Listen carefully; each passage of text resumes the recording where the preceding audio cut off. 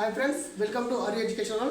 మనం ఇప్పుడు 7వ తరగతికి సంబంధించిన శిల్పి అనే పాఠ్యభాగం గురించి నేర్చుకున్నాం. అందులో ఉన్న కవి ఎవరు, అతని యొక్క రచనలు, బిరుదులు, అదేవిధంగా ఇతివృత్తం, అది యొక్క ప్రక్రియ, కాంపిటేటివ్ ఫీల్డ్లో ఎలా గుర్తుంచుకోవాలో చూద్దాం. చూడండి, శిల్పి అనే పాఠ్యభాగం 7వ తరగతికి సంబంధించింది. ఈ 7వ తరగతిని నవవసంతం 2 అని కూడా అంటాం. నెక్స్ట్ వచ్చేసి శిల్పి యొక్క కవి ఎవరు, గుర్రం జాషువా. ఎవరు? గుర్రం జాషువా. చూద్దాం. ఉద్దేశం ఏంటి? ఉద్దేశం అంటే ఈ పాఠం చెప్పుకోవడానికి గల కారణాన్ని ఉద్దేశం అంటాం. ఈ యొక్క ఉద్దేశం చెప్పుకోవడానికి కారణం ఉద్దేశం అంటే శిల్పి యొక్క గొప్పదనం, అంటే శిల్పి పడే కష్టాలు, అతని యొక్క కళను ఏ విధంగా ఈ పాఠ్యభాగంలో వివరించాలో చెప్పేదే శిల్పి యొక్క గొప్పదనం. ఈ పాఠ్యభాగం ఉద్దేశం. ఇతివృత్తం అంటే ఏంటంటే ఈ శిల్పి యొక్క గొప్పదనం అంటే ఏ విధంగా అంటే ఇతివృత్తం అనేది కళా సౌందర్యం. అంటే ఈ శిల్పి యొక్క కళ ఏ విధంగా ఉండదో చెప్పేది ఇతివృత్తం, కళా సౌందర్యం. ప్రక్రియ వచ్చేసి కథాకావ్యం. మరి కథాకావ్యం అంటే వివిధ కథల సమాహారమే కథాకావ్యం. ఏంటి? వివిధ కథల సమాహారమే కథాకావ్యం. ఇవి మనకి ఎగ్జామ్స్లో ఇతివృత్తం, ప్రక్రియలు ఎక్కువ అడుగుతాడు. అదేవిధంగా జన్మస్థలం కూడా ఎక్కువ అడుగుతాడు. ఇవి 3 మాత్రం మెయిన్. నెక్స్ట్ రచనలు ఏంటంటే నా కథ, బాపూజీ, నేతాజీ, ఫిరదౌసి, క్రీస్తు చరిత్ర, కొత్త లోకం, స్వప్న కథ, ముంతాజ్ మహల్, గబ్బిలం. ఏంటి? ఎన్ని ఉన్నాయి? 1, 2, 3, 4, 5, 6, 7, 8, 9. ఈ 9ని గుర్తుపెట్టుకుంటే కొంచెం ఇబ్బంది, బట్ గుర్తుపెట్టుకుని ట్రై చేద్దాం. కోడ్ విధానంలో చూసుకుందాం. ఎలా అంటే ఒకసారి చూడండి, రచన చూడండి ఒకసారి. నా కథ, బాపూజీ, నేతాజీ, ఫిరదౌసి, క్రీస్తు చరిత్ర, కొత్త లోకం, స్వప్న కథ, ముంతాజ్ మహల్, గబ్బిలం. ఇది ఎలా గుర్తుంటారంటే చూడండి. నా కథ ఎట్లా అంటే ఈ బాపూజీ, నేతాజీ ఇద్దరు కలిసి ఒక అమ్మాయి లవ్ వేస్తారు అనుకుందాం. ఆ అమ్మాయి లవ్ వేస్తే అమ్మాయి కోసం ఏం చేస్తారంటే, అమ్మాయి ఎవరు? ఒక దాసి. ఆ దాసి కోసం ఏం చేస్తారంటే తాజ్మహల్ కడతారు. ఆ తాజ్మహల్ కట్టి అందులో ఆమె ఉంచాలనుకుంటారు. బట్ ఏమైంది? ఆమెకు బదులు అందులో గబ్బిలాలు ఉంటాయి. సో చూడండి, నా కథలో బాపూజీ, నేతాజీ ఫిరమనకుండా, అంటే ఖరీదు అనుకోకుండా ఫిరదౌసి. నా కథలో బాపూజీ, నేతాజీ ఫిరమనకుండా చరిత్రలో కొత్తగా ఉండాలని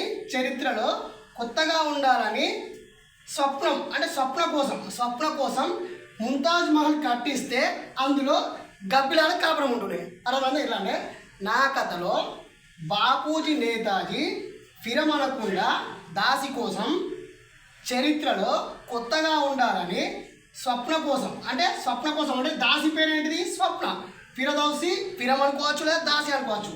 అందులో స్వప్న కోసం తాజ్మహల్ కట్టిస్తే అందులో గబ్బిలాల కాపురం ఉంటున్నాయి. చూడండి ఒకసారి. నా కథ అంటే నా కథ, బాపూజీ, నేతాజీ, ఫిరమనకుండా అంటే ఫిరదౌసి, దాసి కోసం అన్న ఫిరదౌసి. నెక్స్ట్ క్రీస్తు చరిత్రలో కొత్తగా ఉండాలి, క్రీస్తు చరిత్ర. కొత్తగా ఉండాలంటే కొత్త లోకం. స్వప్న కథ అంటే ఆ దాసి పేరు ఏం పేరు? స్వప్న కథ. తాజ్మహల్ కట్టించారంటే ముంతాజ్ మహల్. మరి ఏముంటాయి అందులో? తాజ్మహల్ గబ్బిలాలు కాపురం ఉంటాయి. గబ్బిలాలు అంటే గబ్బిలం. ఓకే, రచన ఏ విధంగా గుర్తుంచుకోండి. నెక్స్ట్ వచ్చేసి బిరుదులు చూడండి. కవిత శారద, పద్మభూషణ్, కవి కోకిల, మధుర శ్రీనాథ, నవయుగ చక్రవర్తి, కళాప్రభుడు. ఎన్ని ఉన్నాయి? 1, 2, 3, 4, 5, 6 ఉన్నాయి. ఈ 6ని ఇదే విధంగా ఎలా సింపుల్గా గుర్తుంచుకోవాలంటే బిరుదులు చూడండి. కవిత శారద, పద్మభూషణ్, కవి కోకిల, మధుర శ్రీనాథ, నవయుగ చక్రవర్తి, కళాప్రభుడు. ఎలా గుర్తుంటే శారద పద్మాలు, కోకిల మధురం. ఏంటి? శారద పద్మాలు, కోకిల మధురం. ఇది దేనికంటే నవయుగానికి కళాత్మకం. అర్థమైనా? శారద పద్మాలు, కోకిల మధురం, నవయుగానికి కళాత్మకం. ఇలా గుర్తుంచుకోండి. నెక్స్ట్ వచ్చేసి ప్రత్యేకత. ఇది ఒక ప్రత్యేకత. తరచూ మన ఎగ్జామ్స్లో ఎక్కువ శాతం అనేది పెట్టు. చూడండి, మాతలకు మాత సకల సంపత్స మీద అనగానే గుర్రం జాషువా టక్కన పెట్టిద్దాం. మాతలకు మాత సకల సంపద మీద ఏం చేస్తారంటే మన యొక్క భారత మాతను గొప్పదనం తెలియజేయడానికి ఇది రాయడం జరిగింది. మాతలకు మాత సకల సంపత్స మీద అంటే వాళ్ళు గుర్రం జాషువా. నెక్స్ట్ జన్మస్థలం. రీసెంట్ మెట్టెట్లో తరచుగా బిట్లు పోయింది జన్మస్థలం. అన్ని రచనల గురించి కవులు ఎవరు చాలా జన్మస్థలమే ఎక్కువ.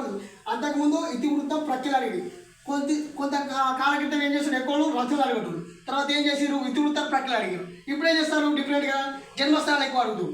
జన్మస్థలం అనేది గుంటూరు, వినుకొండ. ఇక్కడ జిల్లా గుంటూరు, గ్రామం వినుకొండ గ్రామం. Okay friends, thank you.